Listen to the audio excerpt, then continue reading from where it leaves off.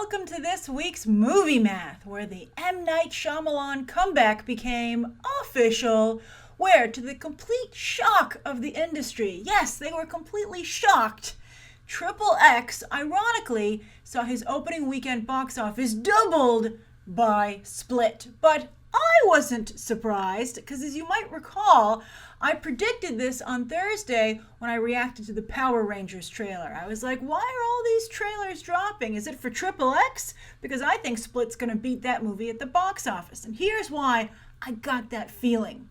First, ticket sales. Now, because of reserved seating, you can see how many tickets are sold for a movie. Anyone can check it out and see. And Spilt was filling up much faster than XXX. In many cases, selling out, whereas XXX was not.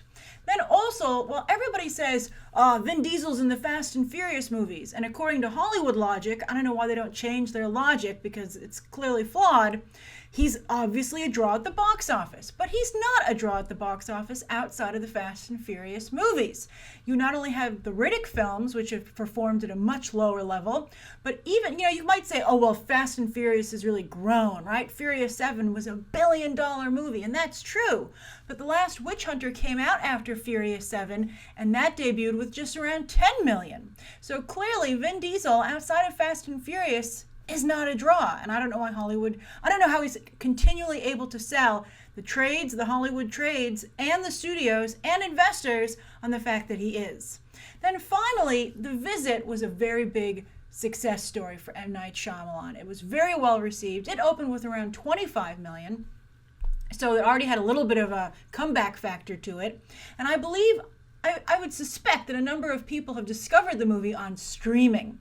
So that's always the case. When, the last film from somebody was like a surprise hit and everybody has good word of mouth, which The Visit had, everybody says, well, I'm not going to make that mistake twice. I'm not going to miss his next movie, because the other one ended up being really good. So you're going to have a bigger turnout for The Visit, because, from The Visit for Spilt, because everyone's going to feel a little bit better about it. So that's the way things typically work. So I'm not at all surprised that Spilt was able to build on The Visit's opening weekend and overall success.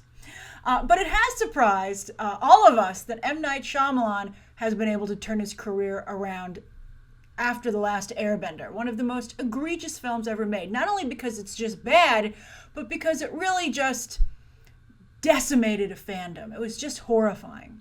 And this is actually his biggest opening since The Last Airbender, and it harkens back to M. Night Shyamalan's early days when he was Hollywood's golden boy. And because he was Hollywood's golden boy, though, he can afford today to finance his own movies. These $10 million pictures, both The Visit and Spilt, were made for just $10 million, and M. Night either probably did a combination of putting up some of his own money and getting his own investors. And, especially after being able to point to The Visit, I think he can definitely guarantee a return. And the reason M. Night Shyamalan wants to do this is that it allows him to maintain not only creative control of the films, but ownership. You would think that creative control would be a bad thing for M. Night Shyamalan, since that's what got him into trouble in the first place. But I think I already can see him slipping into old bad habits with Spilt, to be perfectly honest with you. But I think if he remembers to keep it simple, which is why The Visit is so great, I think he will continue to succeed. Let's see if M. Night Shyamalan continues to be his own worst enemy. But anyway, since his career has had a twist, I think that's quite fitting for the man famous for his twist endings. Now, speaking of twists, Spilt has a twist ending, which I don't want to give anything away in case you haven't seen the film, because, with a $40 million opening, that's impressive, but still, that leaves a lot of moviegoers who haven't seen it. But it's a twist ending that got a lot of M. Night Shyamalan fans really excited. And it also generated a whole new wave of media coverage over the weekend. And so I think the gamble to keep that a secret paid off because it had a big opening weekend off of the strength of The Visit. And now there's going to be the news of this twist, if you know what it is in particular, is going to lure people into the theater who maybe had initially decided to take a pass on this. So I think that's going to make for a very strong second weekend and maybe even a strong third weekend because there's really no competition for Split until the weekend of February 10th, where there is a ton of competition.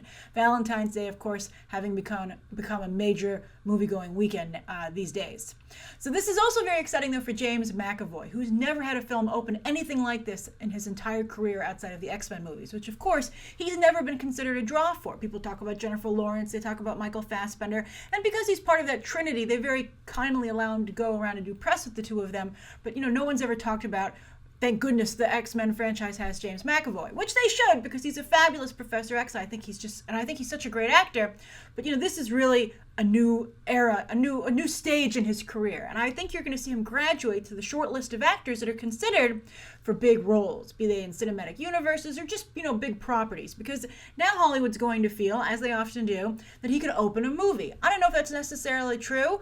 I think he's in a better position now because more people have seen him. He's associated with a hit that can't be attributed to brand recognition. And then, of course, also he has The Coldest City this summer opposite Charlize Theron. It's a thriller, a spy thriller, which is for John Wick and Deadpool 2 director David Leitch. So I think things are really turning around for him. And this is a wonderful example that you should, if you can keep going, sometimes it's hard, especially with a profession. You got to be able to support yourself. But if you can stay in the game, if you can just manage to stay in the game, you never know when your big break is going to come. I mean, James McAvoy has been acting for over 20 years. So kudos to him. He certainly deserves it. He hasn't had to wait as long as J.K. Simmons, but this is very good. Or Mark Rylance, right? I guess he should consider himself lucky, or even someone like Helen Mirren. But this is when his time came. I wouldn't say his time has come, but he's right on the edge of it. Okay. Now, speaking of good news, Rogue One finally joined the $1 Billion Club. And now officially Disney has 4 entries this year in the club. We all anticipated this would happen, but now we can say it for real. And then this is also the most $1 Billion Club entries they've ever had in a single year, and they have total ownership of the club. Nobody else was able to get into the $1 Billion Club this year.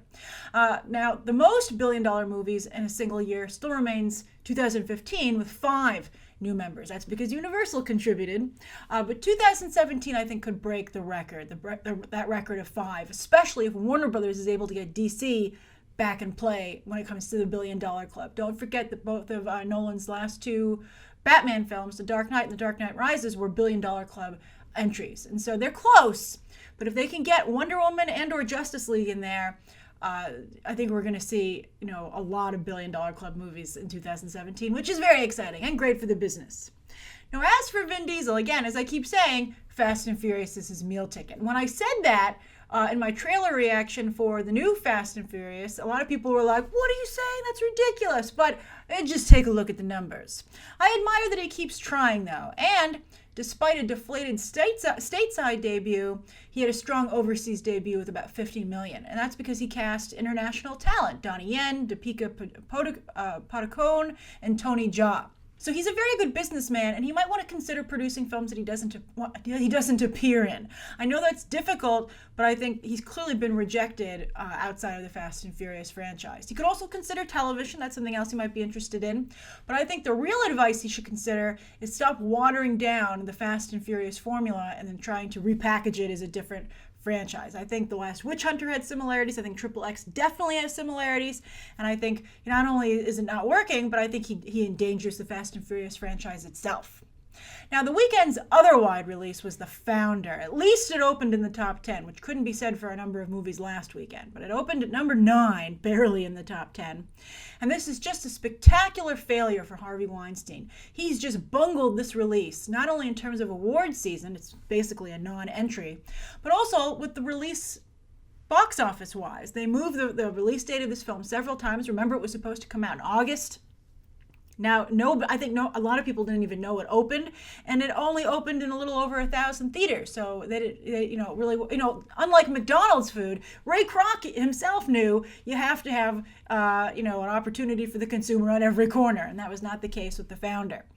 But I think we'll see how Gold does this coming weekend, another movie from Harvey Weinstein, which was supposed to be another awards contender, and if that bombs, I think that it would seem that Harvey Weinstein has, if not having not completely lost his touch, at least is in a serious rut.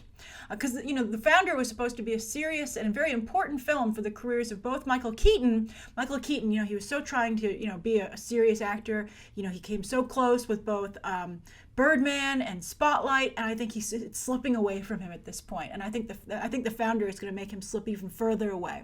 I mean, at least he's got Spider-Man: Homecoming, which is quite ironic when you consider the commentary in Birdman. But anyway, also for Jeremy Renner, this was supposed to be a big deal. His first big movie as a producer really put him on the map as someone, like I just suggested for Vin Diesel, producing movies that he's not in, and it's just a disaster. Wow, I think that we're just entering festival season.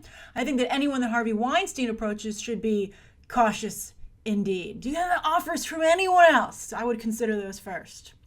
Then as for the rest of the box office, Hidden Figures had the best hold again, falling just 22% in its third weekend of wide release, and it's up to $84 million already. I think it's definitely going to cross the century mark, and it has very strong SAG support, and of course SAG is the biggest group of voters in the Academy, so we'll see how it does at the Oscar nominations tomorrow. It could be its strongest showing yet. Then the other awards contender, La La Land, I think it will also almost definitely cross the century mark, but it does not have strong support from SAG. So we'll see how it fares with the Oscar nominations as well, if it's as strong as it was with the Golden Globes. But, speaking of the Golden Globes, who cares how La La Land does from here on out awards-wise? I mean, it's going to definitely pick up at least one or two, probably a couple or more, if not sweeping. But even if it doesn't sweep, it still has the most Golden Globes ever of all time awarded to a single film. And worldwide, the movie's almost at $200 million. So it's a giant win. Then also Monster Trucks. It had the second best hold with 36% drop in its second weekend.